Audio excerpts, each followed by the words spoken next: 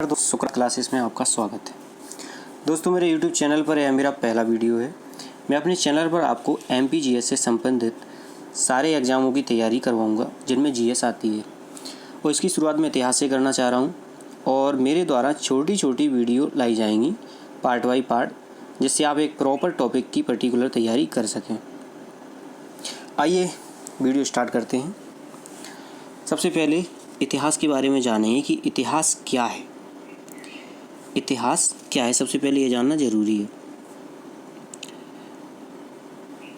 इतिहास, इसे इंग्लिश में हिस्ट्री बोलते हैं, और ये हिस्ट्री जो शब्द है ये यूनानी ग्रीक शब्द हिस्टोरिया से बना है, जिसका अर्थ होता है अन्वेषणों से प्राप्त ज्ञान, यानी नॉलेज एक्वायर्ड बाय इन्वेस्टिगेशन।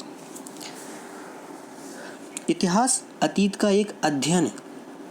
ये अपने आप में एक छोटी डेफिनेशन है इतिहास की, कि इतिहास अतीत का एक अध्ययन है। और E.H. कार जो एक वैज्ञानिक हुए हैं, E.H. कार, इन्होंने कहा था अतीत और वर्तमान के बीच का अनंत संवाद है। यानी इतिहास क्या है? अतीत और वर्तमान के बीच का एक अनंत संवाद है। ऐसा ब्रिटिश वैज्ञानिक E.H. कार के द्वारा बोला गया था। ठीक है। इतिहास के जन्मदाता के बारे में बात करेंगे, फादर ऑफ हिस्ट्री।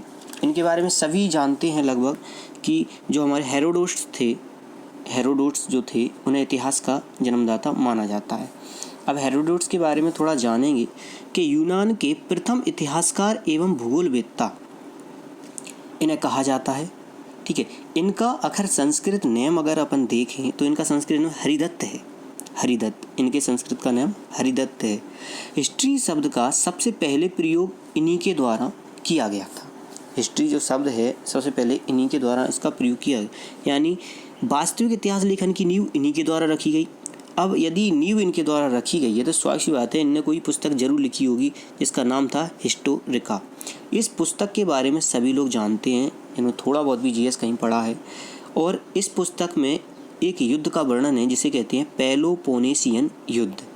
इस युद्ध के बारे में सर्वप्रथम इन्होंने लिखा था, और वही इतिहास का प्रथम लेखन था। इसीलिए इनको हेरोडोट्स को इतिहास का पिता कहा जाता है।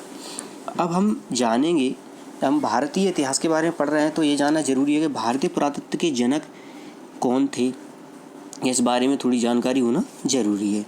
तो देखिए, ब्रिटिश पुरातत्व शास्त्री विलियम जोन्स, ये वही विलियम जोन्स हैं जिन्होंने 15 जनवरी 1784 को Asiatic society of Bengal Kolkata में इसकी स्थापना की थी, या इसके उत्तराधिकारी थे। ठीक है। अब देखेंगे कि इन्होंने प्रथम पत्र निकाला था, इस सोसाइटी के द्वारा, जिसका नाम था दी एशियाटिक रिसर्चेस। इस पत्र के नाम से स्पष्ट है कि एशिया में होने वाली रिसर्चेस के बारे में इसमें लिखा गया होगा। इसी के माध्यम से आगे चल के 1814 में प्रथम संग्रहालय की स्थापना हुई, प्रथम संग्रहालय बना।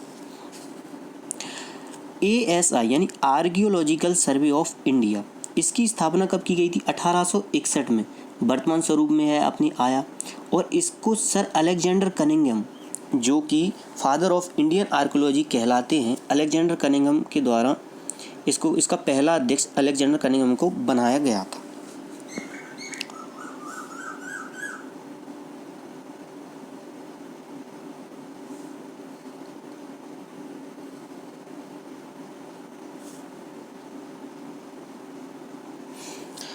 इतिहास का विभाजन के बारे में पढ़ेंगे हम लोग। तो इतिहास के विभाजन की बात करें तो सभी लोग जानते हैं इतिहास को 3 पार्टों में बांटते हैं। एक प्राग ऐतिहासिक या प्रागैतिहासिक काल, या अधैतिहासिक काल, या नंबर 3 ऐतिहासिक काल। 3 प्रकार से बांटते हैं। प्रागैतिहासिक या प्रागैतिहासिक काल की बात करें, प्री हिस्ट्री पीरियड। देखो, ये वो इतिहास है जिसमें लिखित इतिहास का पहला काल कहा जाता है। मतलब इसमें लिखित इतिहास तो था, परंतु उसको किसी ने नहीं पढ़ा, या वो ये कह सकते हैं ये औजारों, या जो अपने जो मध्य प्रदेश की जो गुफाएं हैं जहाँ पे इसके प्रमाण मिले हैं, तो उनको कोई समझ नहीं पाया, बस देख सकते हैं उनको इतना, लेकिन समझा नहीं किसी ने। इन्हें लिपि या अक्षर का ज्ञान नहीं था, मतलब इनके पास कोई लिपि या अक्षर नहीं थे। आदिम लोगों का इतिहास पत्थर व हड्डियों के औजारों तथा उनकी गुफा चित्रकारी के आधार पर पाषाण काल इसी के अंतर्गत आता है। और जो पाषाण काल है हमारा वो इसी के अंतर्गत आता है। यह आदिम लोगों का इतिहास है, ये भी बात सही है। इसके बाद नेक्स्ट आता है अधैतिहासिक काल, यानी प्रोटो हिस्ट्री पीरियड। अधैतिहासिक काल ये वो ऐतिहासिक काल है जो कि ऐतिहासिक काल के जस्ट पहले का है। इस समय लिपि और अक्षर का ज्ञान तो था परंतु उसे पढ़ा नहीं जा सकता। इसका सबसे अच्छा उदाहरण सिंधु काल की सभ्यता है। सिंधु घाटी सभ्यता व वैदिक काल की सभ्यता इसी प्रकार की सभ्यता है जिसमें उनकी लिपि और अक्षर तो हैं परंतु उसको पढ़ा नहीं जा सकता। वो अगर पढ़ा जा सकता तो कई राज्य से पर्दा भी उठ जाता। इनकी लिपि चित्रात्मक प्रतीकात्मक थी। देन नेक्स्ट आता है ऐतिहासिक काल, हिस्टोरिकल पीरियड। ऐसा इतिहास जिसका लिखित साक्ष्य है और इसे पढ़ा जा सकता है, यानी जो वर्तमान में हम जो इतिहास पढ़ते हैं वो इसी इतिहास के अंतर्गत आता है। और जो जितने भी ग्रंथ, जितने भी जो साहित्यकार हुए हैं उनके जो जितने भी साहित्य थे उनके माध्यम से हम इसके बारे में पढ़ते हैं। 6वीं शताब्दी ईसा पूर्व से भारत में प्रारंभ हुआ है और महाजनपद से लेके अब तक का काल यही ऐतिहासिक काल के अंतर्गत पूरा का पूरा आता है। तो इस प्रकार आज की वीडियो में हमने केवल इतना जाना कि इतिहास क्या है और इतिहास का विभाजन जो 3 पार्टों में था, प्राक-ऐतिहासिक, अधैतिहासिक और ऐतिहासिक काल।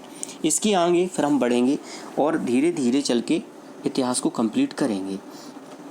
मेरे द्वारा पहले ही बताया जा चुका है कि छोटी छोटी वीडियो लाऊंगा मैं अपने चैनल पर ताकि आपको पढ़ने में सुविधा हो, आप एक पर्टिकुलर टॉपिक के बारे में जान सकें। आखिरी में बस आपसे इतना ही गुजारिश करूंगा फ्रेंड्स कि यदि आपको जीएस से संबंधित कोई भी टॉपिक पढ़ना है इसके अदर, तो आप उसके बारे में कमेंट बॉक्स में लिख सकते हैं, मुझे बता सकते हैं। और अगर कोई सजेशन हो तो प्लीज़ वो सजेशन ज़रूर लिखें क्योंकि मैं भी आपकी तरह एक विद्यार्थी हूँ। और अगर आपको पसंद आए तो लाइक, सब्सक्राइब और शेयर ज़रूर करें। थैंक यू फ्रेंड्स, मिलते हैं फिर नेक्स्ट क्लास में।